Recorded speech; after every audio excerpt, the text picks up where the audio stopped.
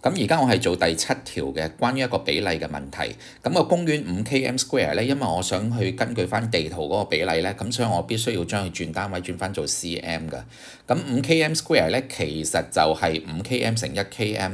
咁 km 轉 meter 咧，我就要乘1000，跟住 meter 變 cm 咧，我再乘100。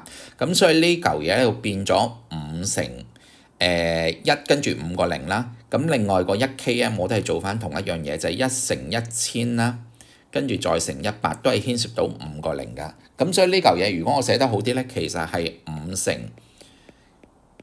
呢嚿嘢嘅二次方，跟住邊長比例嘅二次方其實係等於面積比例嘛。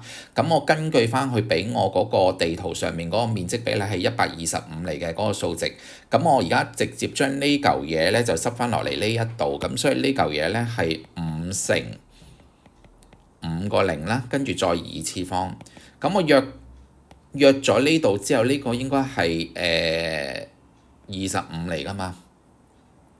咁但係我唔係揾 L1 over L2 嘅二次方，我係揾 L1 over L2 啊嘛。咁所以我成嚿開方之後咧，其實呢嚿嘢係等於5 over 呢嚿嘢嘅啫。咁你撳一撳計數機咧，其實就係1 over 20000嘅。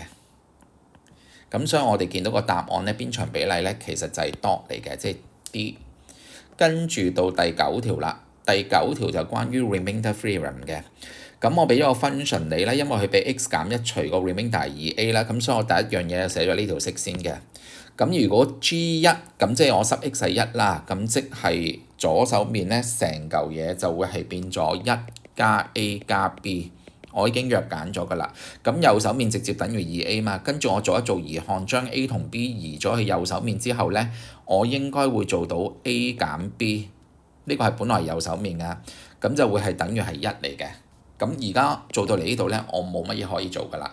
跟住條題目問我乜嘢咧？就係話當呢嚿嘢 gx 比 x 加1去除個 remainder 係幾多？咁所以我亦都係用呢條式㗎啦。如果我要揾 remainder，咁所以呢嚿嘢咧，我會計到咧係1減 a 加 b。